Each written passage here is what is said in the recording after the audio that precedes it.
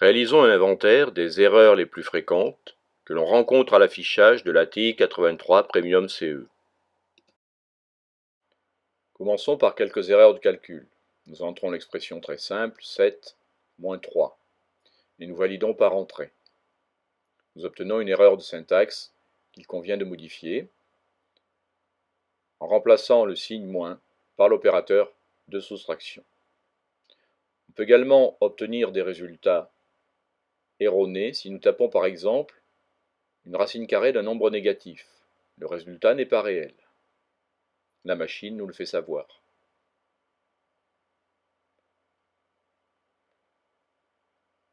Nous obtiendrons également un message d'erreur si nous effectuons une division par 0.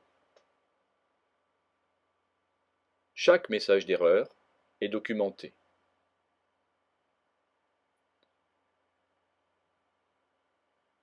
À présent, observons un résultat qui peut nous paraître curieux. Nous tapons l'expression 1/2 plus 1/3 et nous validons par entrée.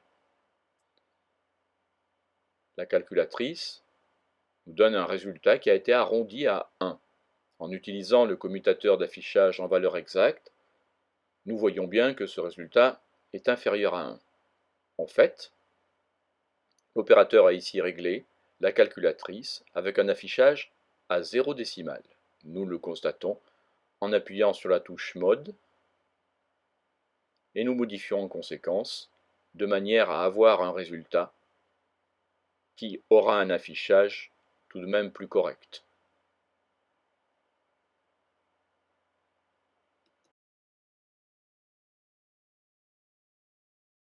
Examinons à présent quelques erreurs fréquentes utilisant l'éditeur statistique. Appuyons sur la touche Stat, choisissons 1 modifié et nous observons que dans le tableau, seule la liste L1 est présente à défaut des autres.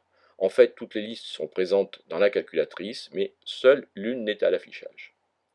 Si nous appuyons sur la touche Stat et choisissons éditeur de config sans argument, à ce moment-là, toutes les listes réapparaissent dans le tableau.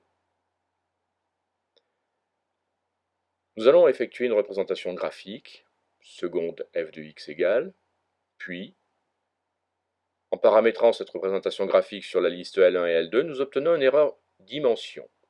De quoi s'agit-il? Appuyons sur la touche Stat 1 modifiée, nous observons que les deux listes L1 et L2 contiennent bien toutes les deux des données, mais qu'elles ne sont pas de la même taille. Cette taille est précisée par la présence d'un pointillé à la fin de la liste. Quelques erreurs concernant les représentations graphiques. Nous avons ici une courbe et quelques points qui représentent la représentation graphique d'une série de données. Nous ne souhaitons bien évidemment pas avoir les deux simultanément. Nous retournons donc dans l'écran d'édition qui concerne la représentation que nous ne souhaitons pas, ici seconde f de x, car nous ne souhaitons pas représenter les données, et nous choisissons l'option graphe non affiché. Nous n'obtiendrons donc que la représentation graphique de la courbe. Ici se superpose à la représentation graphique de la courbe un cercle. Celui-ci ne correspond pas à la représentation d'une fonction. Il s'agit donc d'un dessin. Ce dessin, nous ne souhaitons peut-être pas le conserver avec la représentation graphique.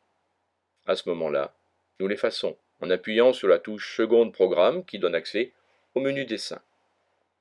Il ne reste donc plus que la courbe. Dans cette dernière partie, nous précisons à l'aide de la touche Mode une option qui nous permet de représenter graphiquement les courbes sous un autre design, un autre style, ici en point fin.